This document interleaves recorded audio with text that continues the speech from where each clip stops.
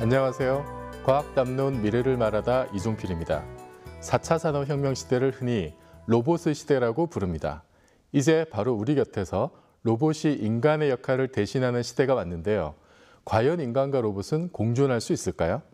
우리 생활 속에 성큼 다가온 로봇의 수준이 어디까지 왔는지, 그리고 로봇 시대, 우리의 과제는 무엇인지 함께 생각해 보겠습니다.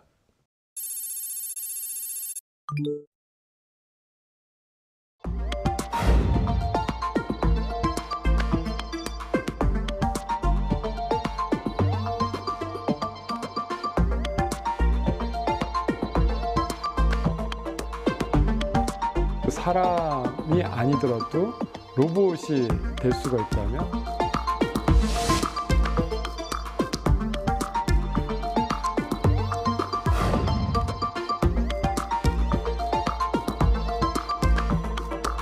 로봇에 또 많은 지능이 필요한데 그런 부분은 우리가 이제 로봇을 설계할 때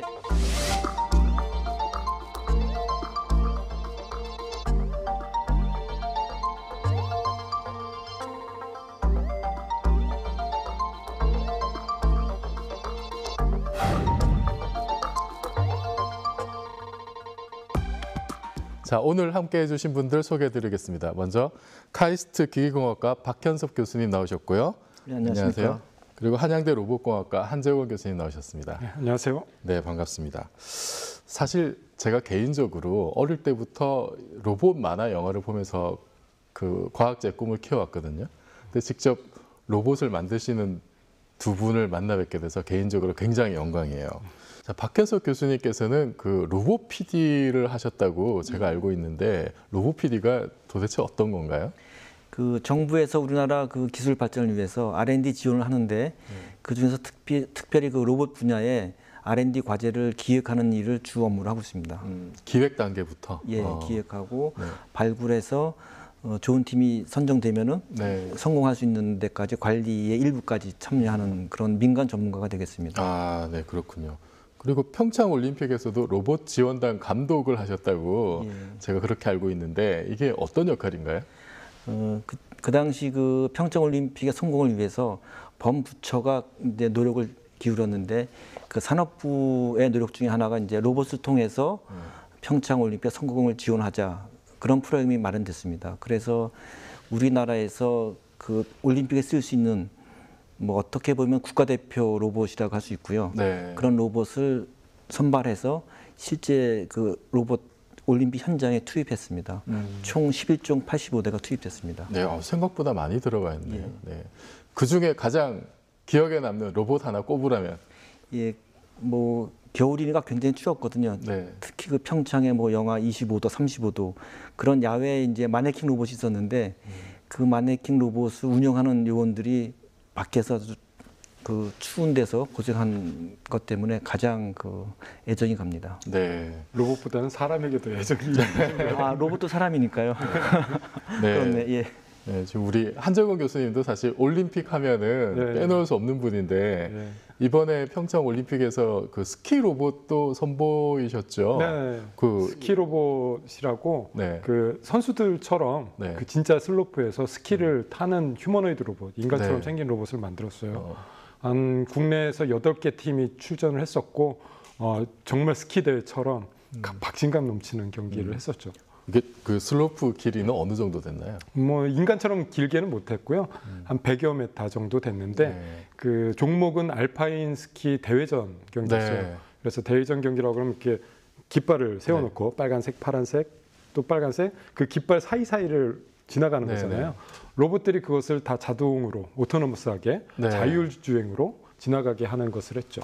아, 로봇이 이제 상황을 인식을 하고 네. 여기서는 이제 깃발이 있으니까 뭐 왼쪽으로 그렇죠. 꽂고 이런 걸 다 했단 말이죠. 네. 사람은 개입하지 않고 네. 출발할 때만 사람이 살짝 밀어주고 로봇이 알아서 스키를 다 타는 이런 걸 했었어요. 아니 스키로 회전을 하려면 이렇게 엣지 날로 이렇게 타야 되잖아요. 그렇죠. 그 균형을 잡기가 쉽지 않을 것 같은데. 쉽지 않죠. 그래서 많이들 넘어졌습니다.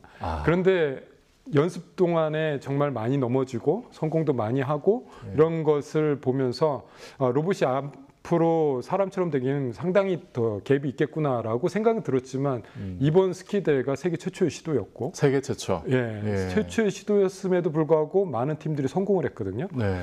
그런 것을 보면서 아, 기술이라는 것이 정말 생각보다 빨리 진전될 수도 있겠구나라는 걸 많이 느꼈어요.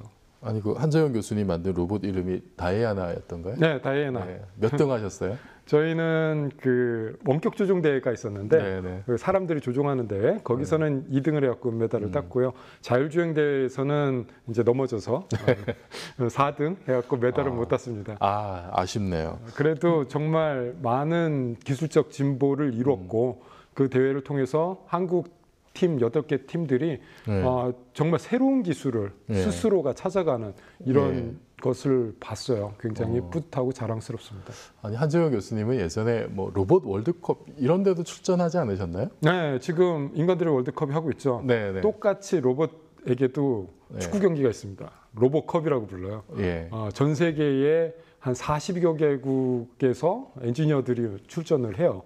사실은 이제 로봇이 오는 거죠. 그래서 진짜 축구 경기 룰과 똑같이 만들려는 것을 목표로 해서 하고 있습니다. 그 목표가 되게 재밌는데요. 2050년이 목표예요. 2050년. 네, 2050년에 인간의 월드컵 우승팀이 있을 거잖아요. 네. 그 팀을 이기는 걸 목표로 하고 있어요. 11대 로봇이 나와서 인간의 11명을 상대로 똑같은 축구 룰을 가지고 해서 이기는 것을 목표로 하고 있죠. 아니 한재건 교수님이 그 대회에서 우승하셨다고 예전에. 아, 예. 2011년에 제가 이제 미국 대표팀 주장을 할 때 그때 우승을 했습니다. 그래서 한국이라고 기록되지는 않고요. USA라고 기록이 되긴 합니다. 근데 이 로봇의 역사도 꽤 된 것 같아요.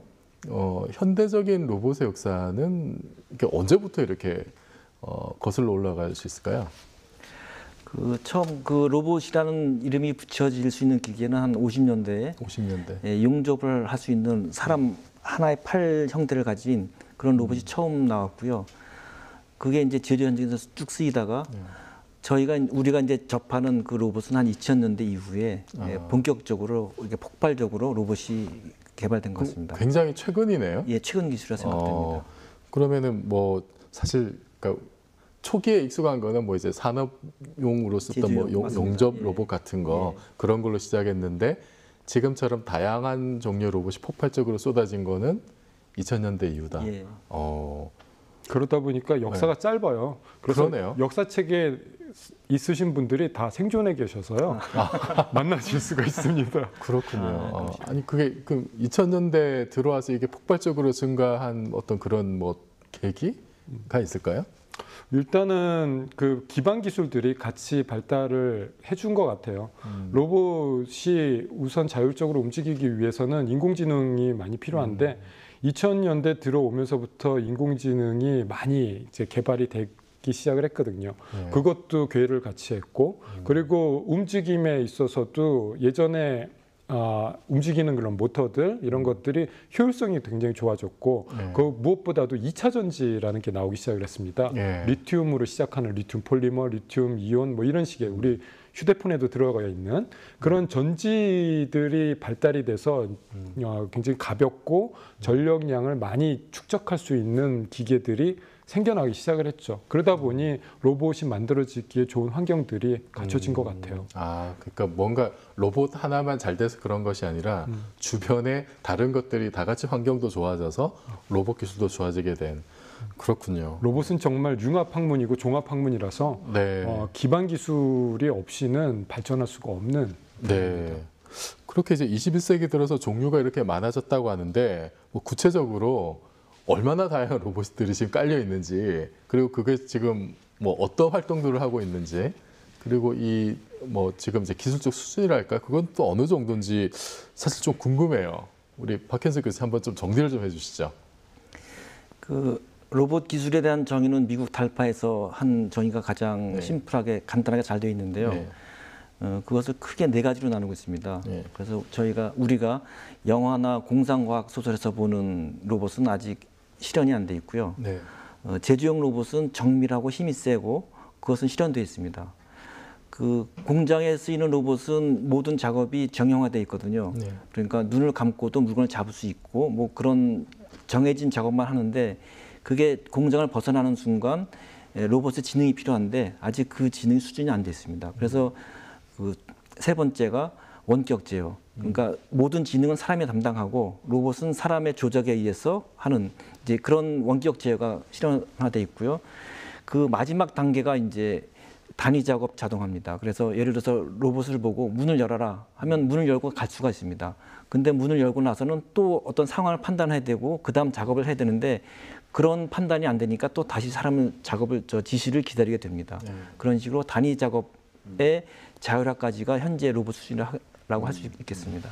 그리고 종류별로 좀 분류를 해드리자 보면 크게는 산업용 로봇과 서비스용 로봇 이렇게 분류할 수 있을 것 같아요. 지금 박현석 교수님께서 말씀하셨던 그런 공장에서 일어나는 일들 이런 건 산업용 로봇으로 정말 많은 부분을 차지하고 있어요. 현재 로봇에 굉장히 많은 퍼센테이지를 산업용 로봇이 갖고 있고 그 이후에 우리가 언론 매체를 통해서 접하고 있는 로봇들은 주로 서비스용 로봇일 겁니다. 서비스용 로봇에는 전문 서비스용 로봇이 있고 우리 일반 소비자들을 상대로 하는 일반적인 서비스 로봇이 있는데 전문 서비스용 로봇은 예를 들자면 재난 구조라든가 또는 뭐 해양 탐사라든가 이런 식의 또는 군용 로봇 이런 식의 우주 탐사 같은 것도 그런 것도 있죠.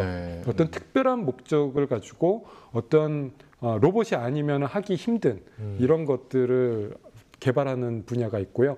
그리고 또 그냥 일반 서비스용 로봇은 우리 가정에, 사회에, 직장에서 같이 살고 있기를 원하는 그런 로봇을 만들고 있죠. 근데 지금 일반 서비스용 로봇, 그 영화에서나 많이 봤던 이런 것들은 아직 좀 먼 얘기 같아요. 먼 얘기다. 전문 서비스용 로봇들은 전문 기관에서 활발하게 만들고 있습니다. 뭐 군용도 있고요. 또 아까 말했던 우주용 로봇은 나사도 관여돼 있고요. 그래서 전문 서비스용 로봇들이 점차 일반적인 서비스용 로봇으로 넘어오지 않을까라고 예측을 하고 있죠. 근데 듣다 보니까 그 산업용 로봇 같은 경우에 뭐 용접하거나 이런 거는 그런 건 지능이 없지 않나요? 지능이 있나요? 그런 것도? 예전에 로봇들 70년대, 80년대 로봇들은 프로그램대로 움직였죠. 여기서 몇 초에는 뭐 하고 몇 초에는 뭐 하고 짚고 놓고 이런 것들이 지능이라고 부르기엔 좀 어려웠을 수도 있습니다. 근데 그 당시에는 그것도 지능이었어요. 그 당시 기준으로는 지능이라고 볼 수 있다. 근데 지금 인공지능이 너무 수준이 발달하다 보니까 그것을 지능이라고 부르긴 좀 어렵지 않나라고 하고 있죠. 요즘엔 새로운 로봇이 나옵니다. 산업용 로봇 중에서도 지능이 있는 산업용 로봇들이 나옵니다. 예를 들어서 자기가 기획된 일을 하다가 갑자기 사람이 이렇게 딱 부딪혔어요. 안전사고 같은 거죠. 사람이 부딪히면 안 되잖아요. 근데 사람이 어떻게 들어가서 부딪혔어요. 그러면 이 로봇이 스스로 그 상황을 알아차리고 멈춥니다. 이런 것들은 지능의 일부라고 볼 수 있고 이런 것들을 우리가 협동 로봇이라고 부르기 시작을 했어요. 사람하고 같이 협동해서 일을 한다. 그래서 사람이 일하고 있는 공간에 로봇이 같이 들어가서 일을 하게 만들어주는 로봇들, 안전한 로봇들 이런 것들이 지금 로봇의 굉장히 큰 축을 이룰 거다라고 하고 있고 독일에서 이루어지고 있는 인더스트리 4.0의 핵심도 이 협동 로봇입니다. 그래서 우리나라도 저번 달인가요? 6월 달에 관련된 규제를 이제 풀었어요. 그래서 7월 달부터 지금부터 공장에 들어가기 시작을 했습니다. 그 문제는 앞으로 사람과 로봇이 어떻게 공존할 거냐 이 문제에서 굉장히 중요한 문제가 엄청나게 중요한 문제죠. 근데 저는 이제 그 로봇에 대해서 잘은 모르는데 그 인터넷에 동영상 같은 거 뭐 보스턴 다이나믹스니 뭐 이제 이런 데서 나오는 영상들을 보면은 로봇이 이렇게 백덤블링을 한다든지 아니면은 뭐 치타 로봇이 이렇게 점프를 해서 탁자에 올라간다든지 이런 거 보면 굉장히 놀랍고 또 무서운 생각도 들고 로봇 기술이 엄청나게 발전한 거 아니냐 이런 생각이 들어요. 근데 또 다른 한편으로는 그 모라베게 역설이라는 것도 있죠. 이제 인간한테는 되게 쉬운데 기계한테는 어려운 거. 그래서 사실은 세탁기가 그 20세기의 가장 큰 혁명이었듯이 가사도우미 로봇 같은 게 나오면은 사실 인간 생활이 엄청나게 바뀔 텐데 아까 한정현 교수님 말씀은 그 정도는 아직 멀었다라고 이제 진단하셨는데 이제 그 정도 가려면은 얼마나 뭐 기술적인 장벽이 뭐가 있고 얼마나 좀 지나야 극복이 될까요? 먼저 예. 되게 좋은 질문이세요. 왜냐하면 저희가 유튜브나 뭐 어떤 동영상을 통해서 볼 수 있는 것은 실현된 것을 보고 있는 거잖아요. 네. 그럼 저거 좀 쓰면 되겠네라고 생각을 할 텐데 사실 그게 그렇게 간단한 얘기는 아닙니다. 기술이 실현됐다라는 것과 그것이 보급된다라는 것의 차이는 10년일 수도 있고 20년일 수도 있습니다. 왜냐하면 네. 가격에 대한 문제도 있거든요. 그래서 지금 보스턴 다이내믹스에서 만드는 그런 로봇들은 예산이 엄청나게 많이 투여가 돼서 만들어지는 거죠. 네. 그런 것들이 우리 생활 속에 들어오기까지는 정말 많은 노력들이 필요합니다. 상용화에 대한 노력은 아마도 개발보다도 더 많은 노력이 필요할지도 몰라요. 네. 그렇군요. 그러니까 그거는 뭐 하나의 프로토타입으로 성공한 걸로 일단은 받아들여야겠군요. 예, 기술이 됐다와 우리가 쓸 수 있다하고의 차이를 많이 네. 알리고 싶습니다. 그리고 또 하나는 이게 로봇이 이렇게 자기 지능을 가지고 이렇게 판단하고 움직이려면은 거기에 뭔가 OS, 오퍼레이팅 시스템이 소프트웨어적으로 들어가야 될 것 같은데 그쪽으로도 발전이 좀 많이 되고 있나요? 예, 그게 사실 이제 중요한 포인트 같은데요. 이제 우리가 이제 기술을 PC, 모바일, 그다음에 로봇을 보고 있거든요. PC에서는 OS가 그 마이크로소프트가 장악을 했고, 그다음에 모바일 와서는 이제 안드로이드나 iOS 뭐 그런 식으로 로봇이 있을 거다라는 그런 예측이 가능하고요. 현재로서는 그것을 소프트뱅크가 시도를 하고 있습니다. 아, 소프트뱅크. 예, 고유의 OS를 가지고 그런 그 아이폰 같은 그런 사업 전략을 가지고 하고 있고요. 예, 그래서 그런 시도를 지금 저희가 예의주시하고 있습니다. 그리고 그런 로봇에 또 많은 지능이 필요한데 그건 로스라고 오픈된 그 소스를 가지고 하는데 예, 그런 것들이 이루어져서 앞으로 로봇에도 말씀하신 OS를 기반으로 여러 가지 지능 생태가 이루어질 것 같은데 예, 그런 것을 지금 가장 앞서 있는 게 소프트뱅크 같습니다. 일본이 혹시 예. 네. 지금 박 교수님께서 로스라는 말씀을 잠깐 하셨는데 ROS, 로봇 오퍼레이팅 시스템인데요. 굉장히 재밌는 현상이었어요. 로봇을 한 플랫폼 안에서 다 같이 개발하자라는 취지였거든요. 그래서 사실은 재단이었습니다. 비영리 재단에서 ROS라는 개념을 만들었고 그래서 많은 로봇 공학자들이 거기에 호응을 해서 ROS를 자기 로봇의 기본 시스템으로 장착을 하고 시작을 했어요. 네. 그러다 보니까 어떤 일이 벌어지냐면 전 세계의 로봇들이 공유를 할 수가 있게 돼요. 어떤 그러겠네요. 프로그램을 개발했을 때 자기만의 프로그램이 아니라 이것을 저기에다 쓸 수 있고 또 다른 로봇에다 쓸 수 있는 이런 공유의 장. 호환이 가능한. 네, 그래서 그것을 서로 오픈하자. 그래서 오픈소스 운동까지 연결이 되거든요. 네. 이런 것을 보면서 로봇의 개발이 어떤 한 그룹에서 막 열심히 해서 하는 게 아니라 전 세계가 손을 잡고 같이 협업을 하는 이런 시스템이 만들어지고 있는 게 굉장히 재밌는 현상이었어요. 그러니까 PC의 리눅스가 그런 오픈 소스 개념이잖아요. 네, 로봇은 맞습니다. 아예 로봇 오퍼레이팅 시스템은 아예 지금 그렇게 가고 있다. 네, 굉장히 재밌는 현상이고 로봇의 리눅스가 아닐까라는 느낌이 들죠. 그 말 그대로 정말 집단 지성이 작동하는 그런 현장이네요. 네. 그리고 우리가 사실 로봇 하면 이제 아까 여러 가지 종류를 말씀하셨는데 일반인들이 이제 관심이 제일 많은 게 휴머노이드 로봇이고 인간을 닮은 제 전공입니다. 예, 오늘 제대로 나오셨네요. 그 이제 뭐 예전에 페퍼라는 로봇도 있었고 최근에는 그 소피아라는 로봇도 이렇게 뭐 등장해서 국내 언론에서도 굉장히 화제를 많이 받았었는데 왜 휴머노이드라는 로봇을 만들까요? 사람이 자기 인간과 비슷한? 그게 지금 기술 수준이 어느 정도까지인지. 뭐 제가 서두에 마징가 제트와 태권브이를 말씀드려서 그럴 수도 있겠지만 로망이기도 하고요. 네. 사실은 그런데 유용하게 쓰기 위함입니다. 유용하게 쓰기 위해서. 우리 사회에서 유용하게 쓰기 위함입니다. 왜냐하면 우리 사회를 이렇게 돌아다 보면 인간의 몸에 모든 것이 맞춰져 있거든요. 네. 이 테이블은 왜 이런 높이고 의자는 왜 이런 모양이며 펜은 왜 이런 모양일까요? 다 우리가 쉽게 유용하게 쓰기 위해서 이런 모양들을 만들어낸 거거든요. 그러다 보니까 로봇을 하나를 만들었는데 이 로봇을 막 여기도 쓰고 저기도 쓰고 이러고 싶어요. 그랬을 때 로봇을 인간처럼 딱 만들어버리면 그게 다 적용이 됩니다. 그래서 다양하게 쓰기 위해서 그러기 위해서는 휴머노이드 로봇이 궁극의 로봇이 아닌가라고 믿고 있는 사람이 저 같은 사람들인 네. 거죠. 그러니까 인간이 하는 일을 대체하기 위해서는 인간과 제일 비슷한 모양을 가지는 게 가장 편할 거다. 네. 근데 또 이런 생각도 들어요. 아니 굳이 자기랑 비슷하게 생긴 로봇을 만들고 싶을까? 그 일본의 이제 마사히로 모리라는 분이 뭐 이제 불쾌한 골짜기, 언캐니 밸리 이런 얘기도 하셨던데 좀 그러니까 어느 정도 비슷하면은 오히려 이렇게 그 불쾌감이 생기는 뭐 이제 이런 얘기도 했더라고요. 이게 이제 어떤 얘기인가요? 언캐니 밸리라고 하는 게. 그 사람들과 닮은 정도에 따라서 사람들은 친밀도에 변화를 갖게 됩니다. 예. 그래서 어떤 기계가 있는데 사람들이랑 조금 비슷한 모양을 갖고 있다? 그러면 사람들이 친밀하게 돼요.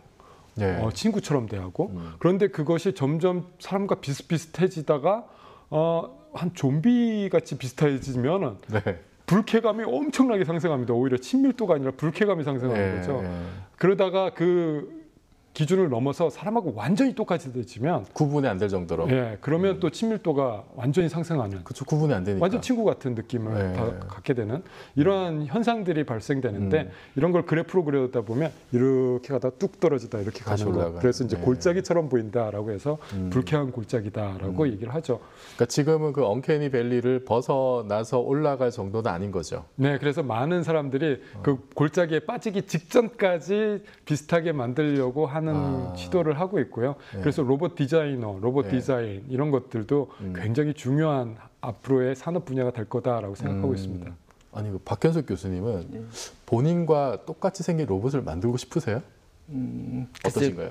그거는 또 그 용도에 따라 틀려질 것 같은데, 예를 들어서 요즘 뭐 아바타도 있고, 뭐 근데 아까 말씀하신 그 언캐니 밸리는 이제 사람의 눈이 예리해가지고 그 우리가 동물이나 이런 캐릭터에는 친숙하다가 사람처럼 이렇게 모양이 비슷해지는데 행동은 아직 못 옵니다. 조금만 뭐 말도 이상하고 눈동자도 이상하고 그러면 좀 아직 불안한데 그 불안한 게 우리가 주로 좀비에서 보는 느낌이거든요.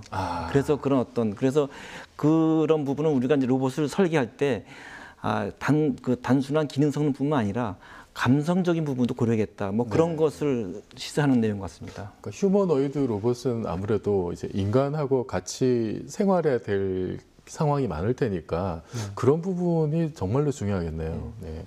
근데 또 하나 사실은 그 관심을 끄는 그 로봇이 이제 인공지능 로봇, 지능형 로봇이라고 하는 건데 원래 인공지능하고 로봇은 사실 좀 별개라고도 볼 수 있잖아요. 그런데 지금은 사실 그 둘을 또 떼놓고 생각할 수도 없고 그 지능형 로봇, 인공지능 이거 정체가 뭔가요? 지능형 로봇을 한마디로 얘기하자면 지능형 로봇이라고 하는 것 자체가 좀 어감이 좀 이상해요. 로봇 자체는 지능이 있어야 된다고 생각하니까. 한재건 교수님의 정의대로라면은 지금은 로봇이 지능을 어느 정도 가지고 있어야 된다는 거죠. 네. 그런데 특히 지능이 뛰어난 로봇들 이런 것들을 뭐 지능형 로봇이라고 말할 수도 있을 것 같아요. 하지만 지금 사람들이 많이 혼란스러워하고 있는 부분이 그럼 인공지능은 뭐고 인공지능 로봇은 뭐냐라는 것일 것 같아요. 인공지능은 말 그대로 컴퓨터 안에 존재하는 것입니다. 그래서 인공지능만으로도 어떤 서비스가 되죠. 컴퓨터 자체만으로도 서비스가 됩니다. 음성 인식을 해서 나에게 뭐 어떤 해답을 찾아준다든가 이런 것이 인공지능이겠죠. 그런데 이것이 물리적인 힘을 가진 기계, 즉 로봇에게 장착이 되면 그 인공지능을 바탕으로 어떤 서비스를 물리적으로 해내기 시작을 하는 거죠. 그랬을 때 컴퓨터 밖으로 나오는 세상에서 존재하는 인공지능 기계라고 생각하시면 될 것 같아요. 네, 자 이제는 인공지능과 로봇의 결합이 피할 수 없는 그런 시대가 된 것 같습니다. 그래서 인공지능 로봇에 대해서 좀 더 깊게 살펴보는 시간을 가져보겠습니다.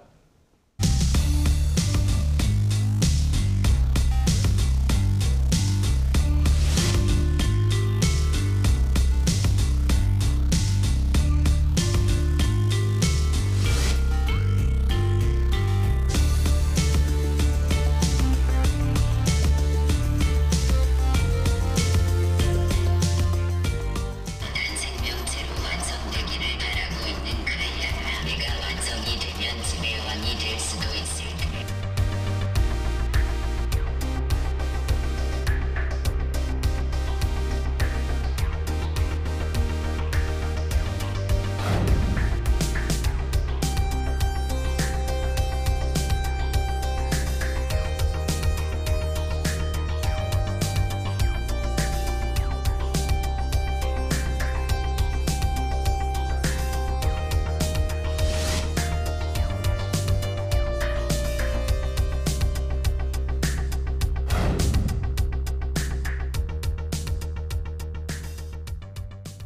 자, 인공지능 하면은 우리나라 사람들한테는 이제 알파고가 딱 떠오르는데요. 지금은 여러 버전이 나와 있죠.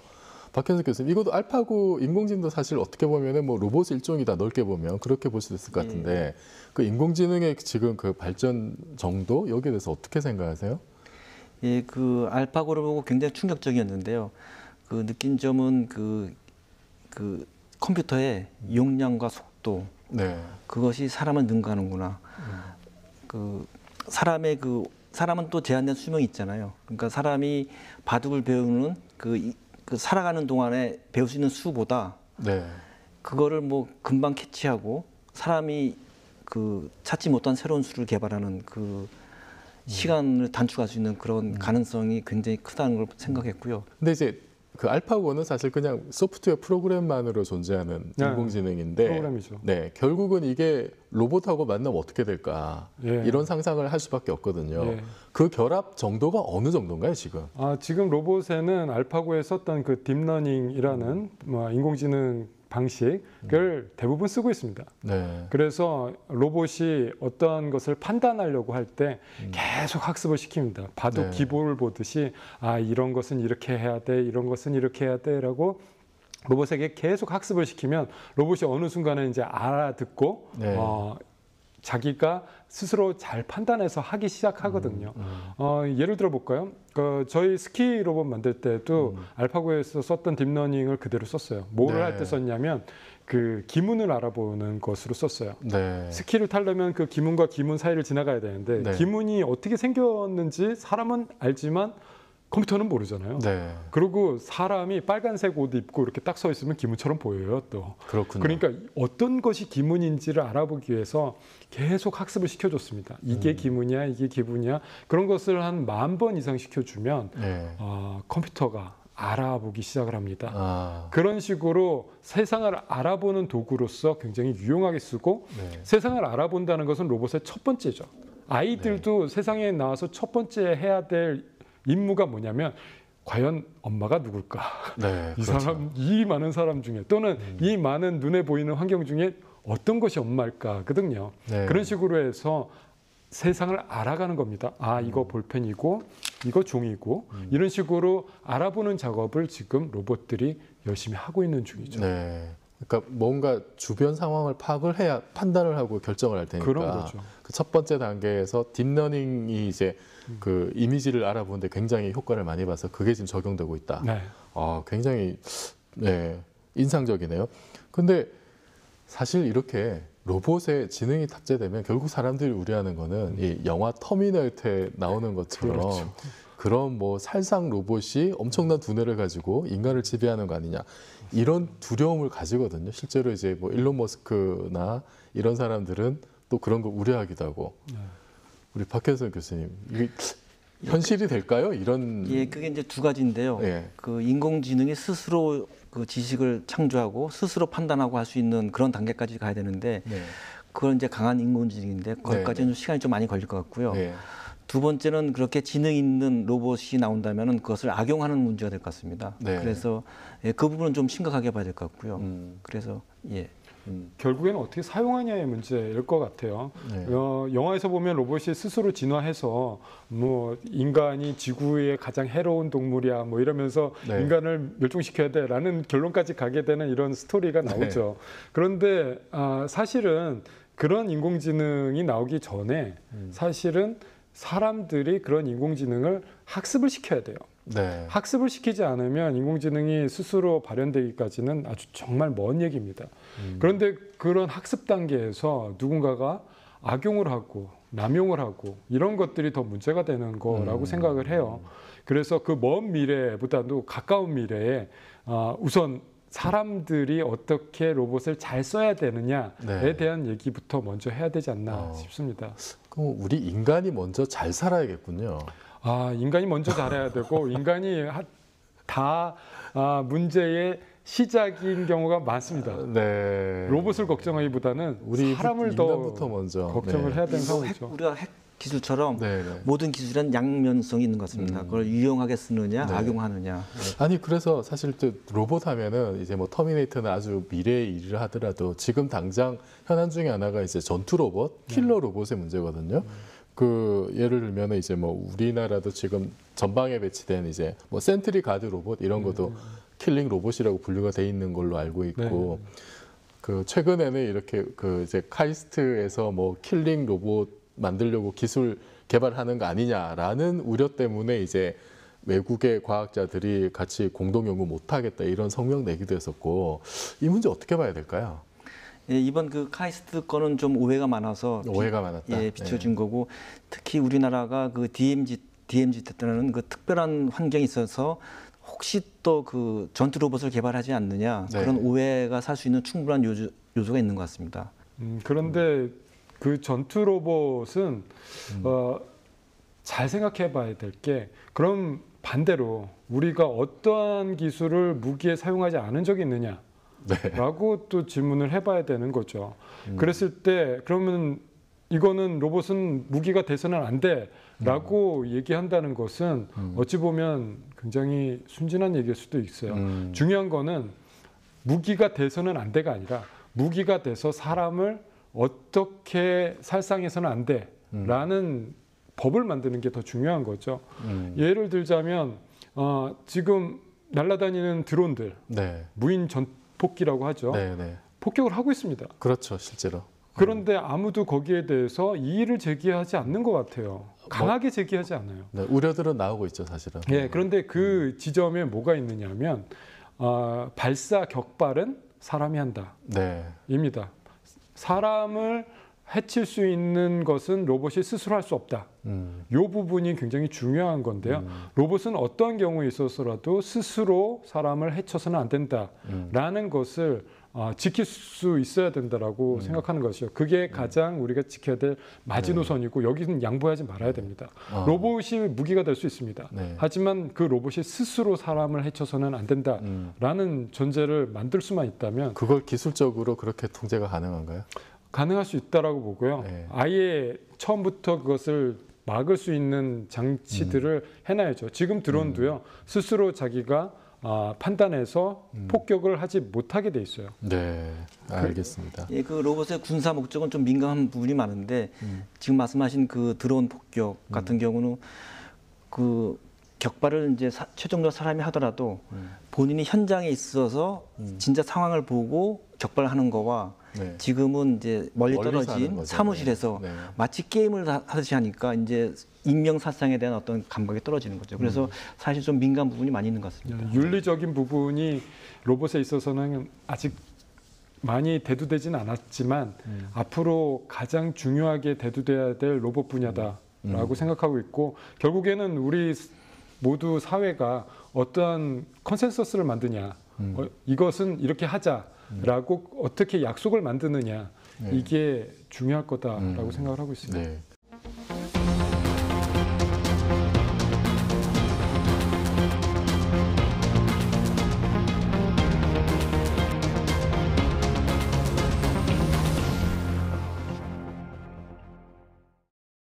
또 하나 이제 사람들이 많이 걱정하는 게 이제 일자리 문제예요. 로봇이 많이 도입되면은 직업이 많이 사라지는 게 아니냐.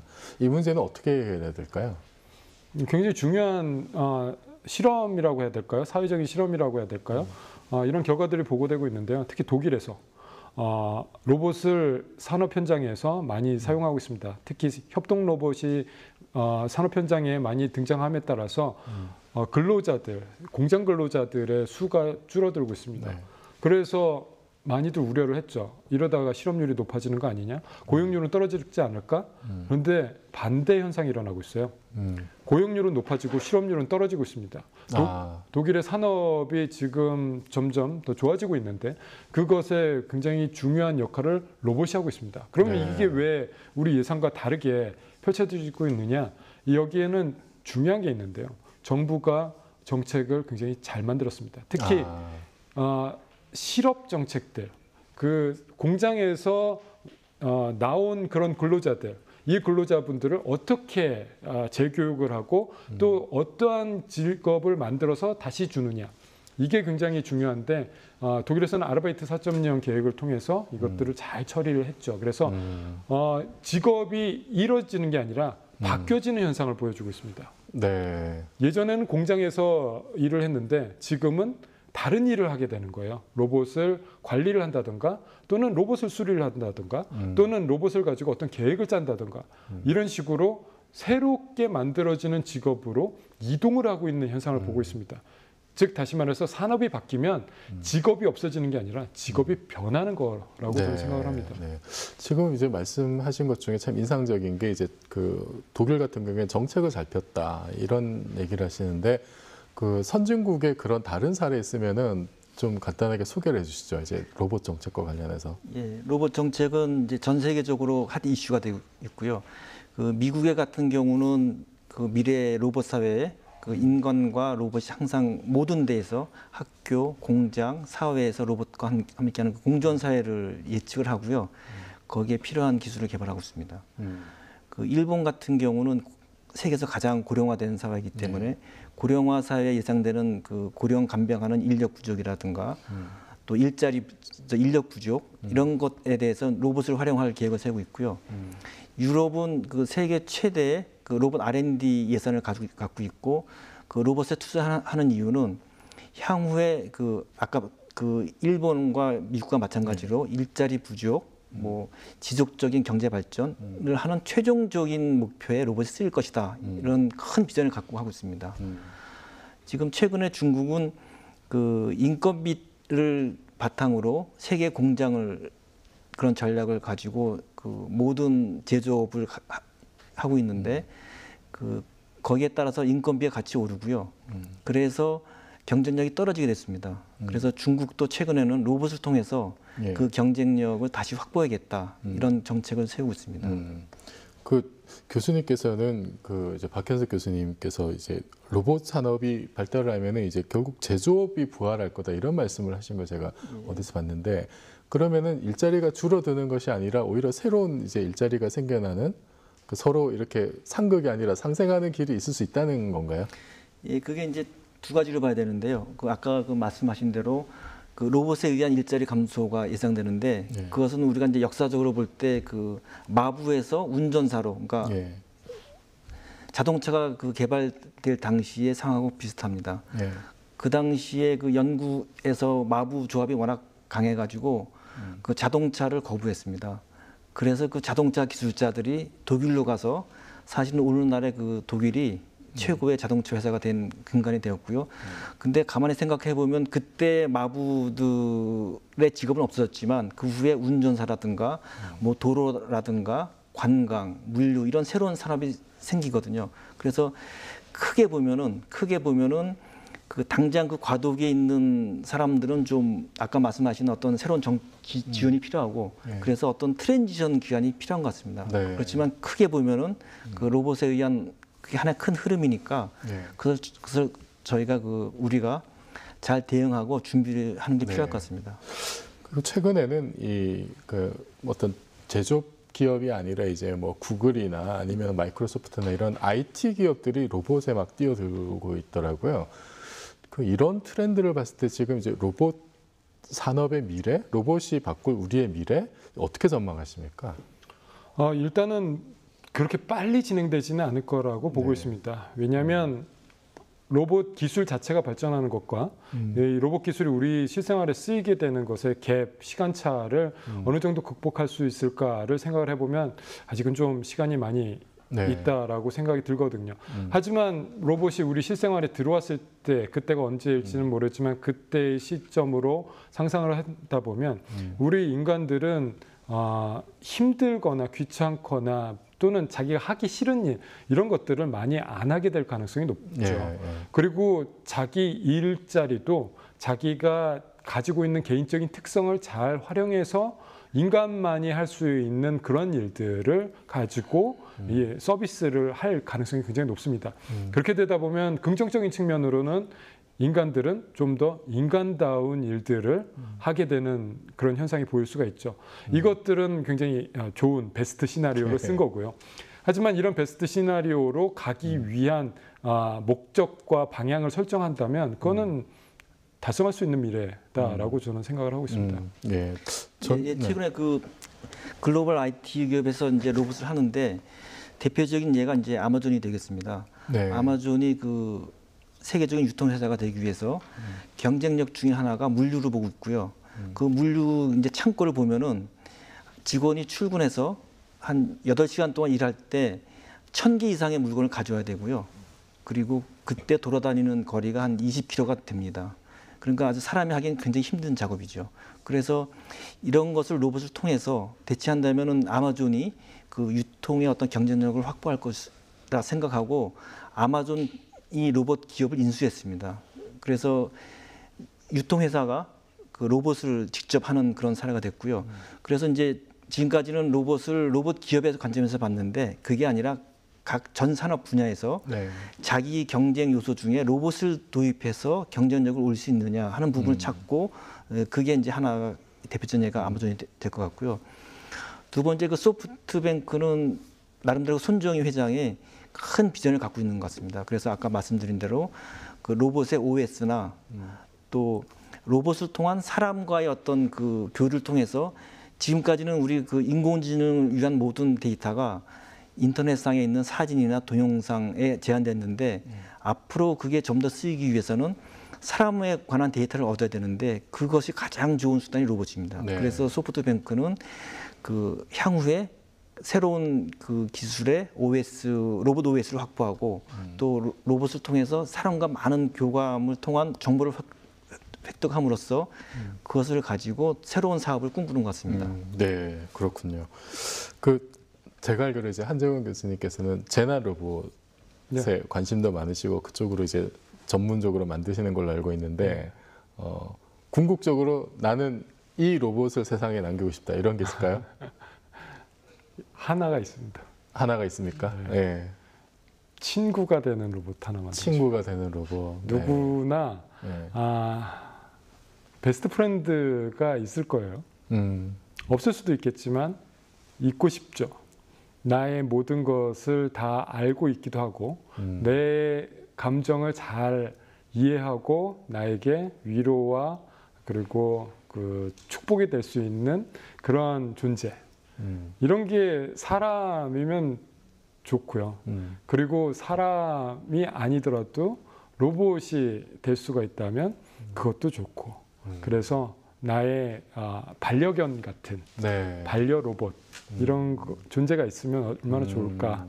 그리고 그 반려 로봇은 아마 하드웨어는 교체되더라도 소프트웨어가 남아있는 한 평생 나에 대한 기억을 갖고 있을 거예요. 그러겠네요. 그럼 나의 후손에게 나에 대한 정보도 얘기하듯이 얘기해 줄 수도 있겠죠. 아무튼 그런 인간의 그 시간에 대한 그 한계를 뭔가 로봇이 좀 극복해 줬으면 좋겠다라는 생각을 하고 있어요. 네, 꼭 저한테도 한 대 만들어 주시기를 부탁을 드리면서요. 우리 박현석 교수님께는 제가 이런 질문 드릴게요. 지금 우리나라가 나름 또 로봇 강국이라고 제가 알고 있어요. 근데 냉정하게 지금 우리나라 기술 수준이 어느 정도인지, 뭐 연구자 현황이 어떤지, 그리고 좀 한 단계 더 나아가기 위해서 어떤 게 필요할지 좀 정리해서 말씀해 주시죠. 예, 결국은 그 로봇을 연구하는 그 기술자, 연구자의 어떤 역량에 따라서 그 나라의 로봇 기술이 결정되는데 그런 면에서 일본이나 유럽, 미국의 그 연구자에 비해서는 굉장히 작은 게 사실이고요. 네. 그리고 예산도 부족한 게 사실이고, 네. 예, 그래서 그런 어떤 양적인 문제가 많이 있고요. 그럼 앞으로 좀 정부에서 좀 이런 거를 감안을 해야겠군요. 좀 예. 이제 전문 인력도 많이 그리고 키우고. 저희가 또 이제 극복해야 될 것 중에 하나가 우리나라가 이제 산업사에서 성공한 그 정책이 2등 전략이었습니다. 그랬었죠. 예, 그래서 남들이 잘하는 물건은 빨리 만들어서 시장에 내는. 근데 로봇으로 오는 순간 이게 창조를 해야 되거든요. 네. 그러니까 로봇은 세탁기하고 다릅니다. 세탁기는 사용자도 세탁기를 알고 있고 개발자도 알고 있는데 로봇은 모든 분야의 새로운 제품입니다. 네. 그러니까 사용자도 로봇을 잘 모르고 개발자도 그걸 써본 적이 없기 때문에 그런 새로운 것을 창조해야 되는데 그런 면에서 우리나라 교육이나 모든 시스템이 그런 데 빨리 맞도록 변화가 필요할 것 같습니다. 네, 그렇군요. 지금 이 프로그램을 보고 있는 일단 그 정부 당국자 분들께서는 오늘 박현석 교수님의 말씀 꼭 좀 유념해 주셨으면 좋겠습니다. 네, 오늘 로봇과 관련해서 장시간 많은 얘기를 나눠봤는데요. 그 너무 두려움을 가질 필요는 없을 것 같고 우리가 좀 더 능동적으로 로봇 시대를 대처하면은 그러면은 좀 더 나은 세상이 되지 않을까 그런 생각을 가져보면서 오늘 두 분 말씀 고맙습니다. 감사합니다. 오늘날 첨단 과학 기술에 의한 로봇 기술로 인간의 지능과 인간의 감성을 나타내는 로봇이 조금씩 현실화되고 있는데요. 로봇이 우리 사회에 꼭 필요한 존재임은 분명합니다. 하지만 로봇을 둘러싼 우려의 목소리도 있는데요. 해답은 결국 사람에게 달려 있습니다. 과학기술에 의한, 특히 인공지능의 발달에 의한 로봇이 인간의 행복을 위한 도구가 되기를 기대해봅니다. 다음 시간에 뵙겠습니다. 고맙습니다.